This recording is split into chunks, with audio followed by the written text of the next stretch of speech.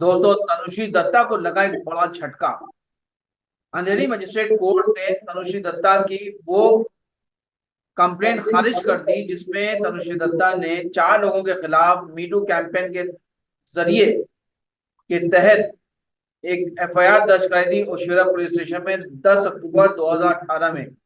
और इसमें चार नाम तनुश्री दत्ता ने दर्ज कराए थे: नाना पाटेकर, गणेश आचार्य, प्रोड्यूसर समीर सिद्दीकी और डायरेक्टर राकेश सारंग। मामला ऑन हो के प्लीज जो फिल्म बनी थी उसके सेट का है, जहां पर तनुश्री दत्ता एक सॉन्ग पिक्चराइज कर रही थी नाना पाटेकर के साथ। गणेश आचार्य उसके कोरियोग्राफर थे और समीर सिद्दीकी जो है वो प्रोड्यूसर थे इस फिल्म के, और राकेश सारंग इस फिल्म को डायरेक्ट कर रहे थे।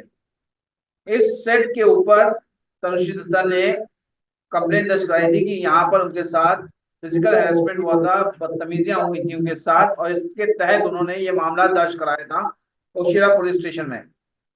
जाहिर सी बात है, मामला 2008 का है, करीब 2008 का था, और उस वक्त उनकी शूटिंग चल रही थी। और मुझे भी याद है, मैं आपको इसके आगे भी तफसील में बताऊंगा क्या हुआ था। लेकिन बहरहाल अभी फिलहाल जो तनुश्री दत्ता के ने जो दर्ज कराया था मामला, उसमें उनको करारी हार, उनको करारी एक बोलेंगे एक ऐसा एक फैसला उनको सुनने मिला है जिसमें ये कहा गया है कि उन्होंने जो भी एलिगेशन लगाए थे वो गलत है, क्योंकि उसका कोई सबूत नहीं है। अब आप ही सोचिए, उनका जो एलिगेशन था कि सेट के ऊपर उनके साथ नाना ने बदतमीजी की और चार तीन नाम और जो जोड़े उन्होंने, ये कैसे पॉसिबल हो सकता है? वहां पे जो सेट लगा था उस वक्त गाना पिक्चराइज हो रहा था, पिक्चराइज जो हो रहा था वो भी तकरीबन 100 लोगों से ऊपर लोग उस वक्त सेट पर मौजूद थे। एक सेट लगा हुआ है, एक सॉन्ग पिक्चराइज हो रहा है, उस पे 100 लोग से ज्यादा वहां मौजूद हो, ऐसे में किसी के साथ कोई भला कैसे बदतमीजी कर सकता है, फिजिकल हैरेसमेंट कर सकता है? इस तरह की जो बातें उन्होंने अपने एफआईआर में दर्ज कराई थी, उसको लेके माननीय कोर्ट ने वो पूरा मामला ही खारिज कर दिया।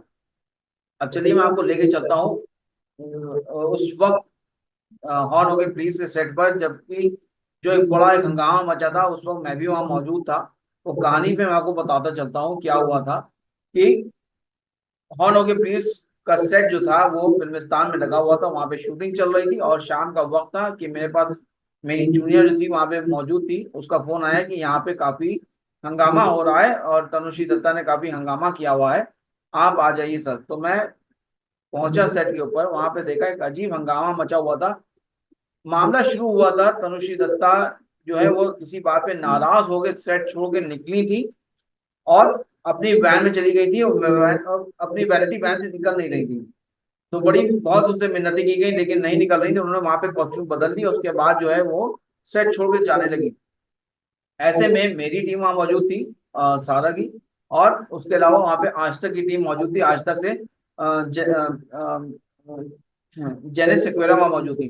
तो जेनिस ने ही वो उससे बात करने की कोशिश की थी तनुश्री दत्ता से, लेकिन तनुश्री दत्ता ने उसके साथ भी बदतमीजी की थी उस वक्त।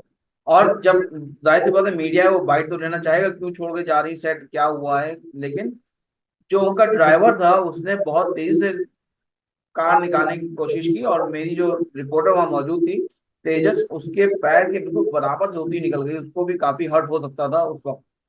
और इतनी भीड़ में बहुत तेजी से उसने कार निकाली थी, तो बहरहाल हंगामा इतना बढ़ गया कि उसकी तनुश्री दत्ता की कार को रोक लिया गया था, वहां पे स्टॉप कर लिया गया था। मीडिया और भी मीडिया कर्मी थे, उन्होंने रुकवा लिया कार को, और उसके बाद एक बड़ा हंगामा मचा बहुत देर तक। और डायरेक्ट वो जो है मामला वो रिपोर्टर्स और तनुश्री दत्ता के बीच में शुरू हो गया। बहुत कुछ हंगामा हुआ था, जैसे कि आपने फुटेज देखे भी होंगे आपको, और उस सारे फुटेज में आपको नजर भी आएगा, बहुत सारे हंगामे हुए थे।